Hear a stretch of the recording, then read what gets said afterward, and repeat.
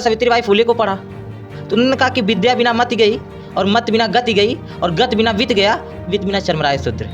आप समझ लीजिए कि विद्या बिना मत। जानते हैं मैंने तो नौकरी नहीं की, लेकिन इस लायक तुम्हें बना दिया कि तुम नौकरी करो। लेकिन बाबा साहब ने कहा कि तुम नौकरी करने वाले नहीं, तुम नौकरी देने वाले बनो। लेकिन हमारा समाज, जानते हैं आज आप मजदूर और लेबर चौराहे पे जाके देखिए, जितनी भीड़ें वहाँ होंगी ना, उतने ही भीड़ें अपने ही लोगों की भीड़ें उतना ठीका पे जिसमें शराब बिकता वहाँ होंगी। लेकिन क्यों? कहीं ना कहीं अशिक्षा।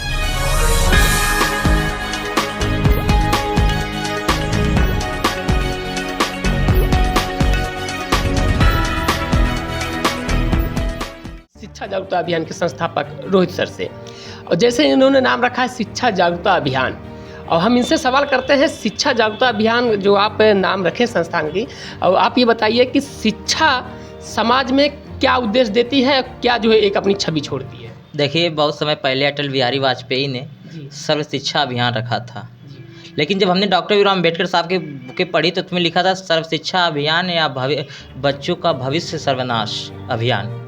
तो मुझे समझ में आया कि इन्होंने, आप बहुत बड़ी बात ये बोल रहे हैं। तो मैंने इस लाइन को देखा यार, मैंने कहा कि नहीं, ये क्यों है सर्व शिक्षा अभियान उन्होंने चालू किया, लेकिन हमारे समाज को ये बुकें आई, क्यों लिखना पड़ा कि सर्व शिक्षा सर्वनाश अभियान। तो मैंने फिर सोचा, फिर गौतम बुद्ध जी उसी को कहते हैं कि अशिक्षा, अविद्या कह लीजिए, अशिक्षा कह लीजिए, इस समस्या को जननी देती है। जननी, जननी का मतलब होता है जन्म देने वाली। और जब मैंने फिर माता सावित्रीबाई फुले को पढ़ा तो उन्होंने कहा कि विद्या बिना मति गई और मत बिना गति गई और गत बिना वित्त गया, वित्त बिना चरमराए शूद्र। आप समझ लीजिए कि विद्या बिना मत, मत का मतलब एक गांव में कहावत होती है कि एक मतिये मराए गेल भाई। मत मतलब दिमाग होता है। जब आपके पास विद्या नहीं रहेगी ना तो दिमाग हमारा खत्म हो जाता है। और विद्या बिना मत गई और मत बिना गति गई। जब आपके पास, जब आपका दिमाग नहीं रहेगा तो आपकी जो गति होती है कि वो थोड़ा स्लो हो जाती है। और गति बिना वित्त गया, जब आप चलेंगे नहीं तो आपके पास पैसा नहीं आएगा, और इससे क्या होता है, हमारा समाज बहुत कमज़ोर हो जाता है। फिर इसी लफ्ज़ों को मैंने देखा तो कबीरदास लिखते हैं अपने लफ्ज़ों में कि पाथर पूजे हरि मिले तो मैं पूजू पहाड़। हमारे समाज में क्या था कि जो डेरा बजाने वाले की औलादें, डेरा बजाने वाली की औलादें, डेरा में रहने वाली की औलादें घंटा बजाने का काम कर रही है।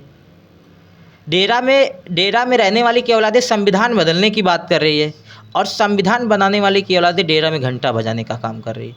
और बात शिक्षा की है तो जो शिक्षा है ये व्यक्ति का जवाब है, व्यक्तित्व का जवाब है। अगर आपके पास शिक्षा रहेगा ना तो आप हर एक चीज़ का जवाब दे सकते हैं। और जो शिक्षा है ना वो वर्तमान को सजाती और संवारती है और फ्यूचर का निर्माण करती है।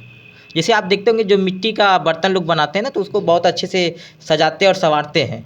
तो उसी तरीके से जो शिक्षा होती है ना हमारे भविष्य को संवारती है और सजाती है और भविष्य का निर्माण करती है। वर्तमान में हमें सजाती है लेकिन भविष्य का निर्माण करती है। लेकिन यही चीज़ हमारे समाज को नहीं लगा। लोग इंटर किए, बीए किए, बीएससी किए, बीकॉम किए, लेकिन उनको लगा शिक्षा तो यही है, उनको लगा शिक्षा तो यही है। लेकिन जिस दिन ये लगेगा कि नहीं, यही शिक्षा आज हमें सजा रही है, कल हमारा निर्माण करेगी, उस दिन पढ़ना लोग शुरुआत कर देंगे। देखिए, शिक्षा का मतलब सिर्फ डिग्रियाँ नहीं है। शिक्षा का मतलब ये नहीं होगा कि आप डिग्रियाँ ले लिए। शिक्षा का मतलब था तर्क करना। तो अच्छा, बाबा साहब की बात की, आपको जो है कि याद, आपकी बात से याद आया कि जो बाबा साहब बोले थे कि पढ़े लिखे लोगों ने मुझे धोखा दिया। क्या लग रहा है आपको कि वही भाषा जो बाबा साहब बोले थे जो है आगरा में, ये बात क्या लग रहा है आपको कि ये बात सच हो रही है इस समय? देखिए, बाबा डॉक्टर भीमराव अम्बेडकर साहब कहते कि मुझे तो पढ़े लिखे लोगों ने धोखा दिया, लेकिन मुझे ने तो अपनों धोखा दिया, जो अपने होते। बात को समझिए। जैसे क्या हुआ कि डॉक्टर भीमराव अम्बेडकर साहब ये नहीं सोचे थे कि कांग्रेस का कोई एक दलित चमचा बन जाएगा। उस समय बाबा साहब अकेले थे, और जब दलित कांग्रेस का चमचा बन गया तो उनको बहुत तकलीफ हुई, और कुछ अपने ही समाज के लोग बदल गए, कुछ दलित चमचे के साथ हो गए। कहते ना कि माननीय काशीराम साहब कहे थे कि तुम्हारी नोटें और हमारा वोट अब नहीं चलेगा। तो ये बाबा साहब के ही लफ्ज़ों में बोले थे माननीय काशीराम साहब। तो जैसे जानते क्या लोग कब धोखा दे बाबा साहब को, उनको लगा कि अब मैं कांग्रेस के साथ जुड़ूंगा तो हमारा परिवार अच्छे से जी खा लेगा। लेकिन परिवार के लिए तो परिवार के लिए तो यार हर एक जानवर भी जी लेता है, लेकिन हम तो इंसान हैं। हमें समाज को बदलने के लिए कहते हैं ना कि जिस समाज में, अगर बाबा साहब ये भी कहते हैं कि मेरे समाज के लोग, अगर मैंने तुम्हें इतना हक दे दिया तो तुम समाज के लिए क्या करोगे। मैंने तो तुम्हें शिक्षा दे दिया, लेकिन तुम शिक्षा पाकर समाज के लिए क्या करोगे, मेरा जवाब है। लेकिन तो डॉक्टर भीमराव अम्बेडकर साहब को लगा कि अगर हमने लोगों को शिक्षा दिया तो इस समाज के लिए क्या करेंगे। तो लेकिन जब लोग शिक्षा के बदौलत डिग्रियां पाते हैं और बड़े उच्च पदों पे बैठते हैं तो अपने समाज को वहीं भूल जाते हैं। इसका मतलब ये नहीं, भारत का संविधान ये कहता है कि यार ठीक है, आप डिग्रियां पा के उच्च पदों पे बैठे हैं, लेकिन ये भी याद करो कि ये तुम्हारा जो आज तुम उच्च पदों पर बैठे हो, इसका देन किसकी है, आपके हकों को कौन दिया है। तो जानते एक चीज़ मैं बताऊं कि एक्चुअली क्या है कि जब आप कितने भी ऊंचाइयों पर पहुंच जाएं, कहते हैं कि ज़मीन पे बैठ के क्या आसमान देखता है, कि ज़मीन पे बैठ के क्या आसमान देखता है, पंख को खोल लोग उड़ान देखता है। तो वही बात है कि आप कितने भी ऊंचाई पर पहुंच जाओ, लेकिन ये ज़मीन को मत भूलो। और हमने देखिए, मेरी लड़ाई जो है, मैंने बताया कि हमारी लड़ाई कलम किताब से, जात की नहीं है। हमने सोचा कि सब जात, देखिए जात कब ख़त्म होगी, जात तब तक नहीं खत्म होगी जब तक जात में जात रहेगा। जी। कहे ना, रविदास जी कहे हैं कि रविदास मनुष्य जुड़ ना सके जब तक जात में जात। तो जब तक जात में जात है ना, तो इंसान नहीं जुड़ पाएगा। तो हम भाईचारा बनाना चाहते हैं। अभी देखिए हमारे समाज में, लेकिन ब्राह्मण कभी बाबा साहब का विरोध नहीं किया कि बाबा साहब का विरोध करेंगे, हम उनका संविधान नहीं पढ़ेंगे। ऐसा क्यों लग रहा है कि हमारा समाज खाली ब्राह्मणों का विरोध करता है, उनकी जो है कि बातों का विरोध करता है, लेकिन बाबा साहब की दिया हुआ किताब नहीं पढ़ता है। देखिए, डॉक्टर भीमराव अम्बेडकर साहब ब्राह्मणों का कभी विरोध नहीं किए। उनको तकलीफ़ें थी ब्राह्मणवाद से। मैं भी कहता हूँ मुझे ब्राह्मण से नहीं तकलीफ, ब्राह्मण मेरे दोस्त हैं, आओ खाओ पियो, एक साथ खाते पीते हैं। लेकिन ब्राह्मणवाद से मुझे बहुत तकलीफ़ें हैं, क्योंकि लोगों में अंधविश्वास फैलाना, पाखंडवाद फैलाना, इससे मुझे तकलीफ़ें हैं। डॉक्टर भीमराव अम्बेडकर साहब उस ज़माने में यार उनको ब्राह्मण ही लोग उनका साथ दिए थे। तो क्या अगर वो ब्राह्मण से नफरत करते तो क्या उनका ब्राह्मण साथ देता? नहीं देता। आप ले लीजिए इनको, क्या नाम है, ज्योतिबा फूले जी को क्या किए कि जब स्कूल खोले तो उसमें उनके साथ उनके ब्राह्मण भी कुछ दोस्त थे, पढ़ाते थे।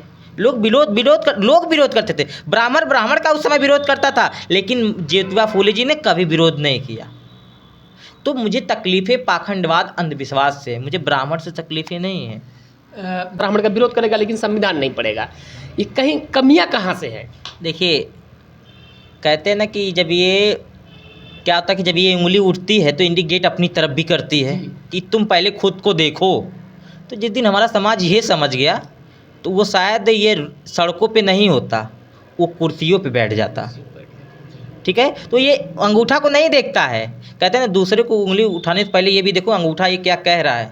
अंगूठा कहता खुद को भी तो देख एक बार, तू है कहाँ। कहते हैं ना कि जिनसे घर का मसला नहीं संभलता, वो आज गांव में प्रधान बैठे हुए हैं। समझ रहे हैं? जिनके खुद का घर का मसला नहीं संभलता है कि वो घर का मसला हल कर लें, आज वो गांव में जल के नेता, युवा नेता बन रहे हैं। देखिए, बात तो कड़वी हो सकती है, लेकिन यही सच है। नहीं, सही बात है, आजकल तो यही समझ रहे हैं? और एक बहुत कहावत है, ये शायद हमारे यहाँ एक कहावत है, भोजपुरी में भी कहावत है कि बाप मरे अंधियारे में, बेटवा का नाम पावर हाउस। ठीक है, तो ये क्या है, ये जो अशिक्षा जो है, हमारे पिता जो हैं, जो मजदूरी करते हैं, किसी कंपनी में 10-15 हज़ार की नौकरी करते हैं, ये कड़ी कड़ी धूप में ईंटा चढ़ा के, मजदूरी करके, गिट्टी चढ़ा के पैसे कमाते हैं और उससे घर चलता है। शाम को लड़का घूम के आके खाली खा के सो जाता है। लेकिन अगर उस पिता की तकलीफ़ों को समझना हो तो एक बार उनके साथ बैठ कर देखो तो सही। हमारे पिताजी मजदूरी करते हैं कंपनियों में। डॉक्टर भीमराव अम्बेडकर साहब दिन में क्या करते थे, स्टेशन पे कुली का काम करते थे और रात को पढ़ाई करते थे। हमारे महापुरुषों ने एक एक सपना देखा। जानते हैं क्या बाबा डॉक्टर भीमराव अम्बेडकर साहब कहें, ज्योतिबा फूले जी कहें, मैंने तो नौकरी नहीं की लेकिन इस लायक तुम्हें बना दिया कि तुम नौकरी करो। लेकिन बाबा साहब ने कहा कि तुम नौकरी करने वाले नहीं, तुम नौकरी देने वाले बनो। लेकिन हमारा समाज, जानते हैं, आज आप मजदूर और लेबर चौराहे पे जाके देखिए, जितनी भीड़ें वहाँ होंगी ना, उतने ही भीड़ें अपने ही लोगों की भीड़ें उतना ठीका पे जिसमें शराब बिकता वहाँ होंगे, लेकिन क्यों? कहीं ना कहीं शिक्षा का फ़र्क, इसको समझना और समझना पड़ेगा। बहुत बहुत धन्यवाद आपका जो है हमसे बात करने के लिए। और आपको बता देना चाहता हूँ कि ये हैं शिक्षा जागरूकता अभियान के रोहित सर जो संस्थापक हैं, और हम इनसे फिर और वीडियो में बात करेंगे, और हमारी अगली वीडियो आएगी जब, तो हम समाज को लेकर के और बात करेंगे, और जो जयसूर्या सर हैं इनसे शिक्षा को लेकर के एक नई सीख लेके आएंगे हम अगली वीडियो में। जब भी हमारी वीडियो आएगी तो रोहित सर और जो जयसूर्या सर की नई वीडियो जब आएगी उसमें शिक्षा को लेकर के, समाज को लेकर के मतलब बहुत मोटिवेशन करने वाला एक वीडियो आएगा, और आप लोग उसको ज़रूर देखिएगा, ज़रूर लेके आएंगे और आप लोग ज़रूर देखिएगा।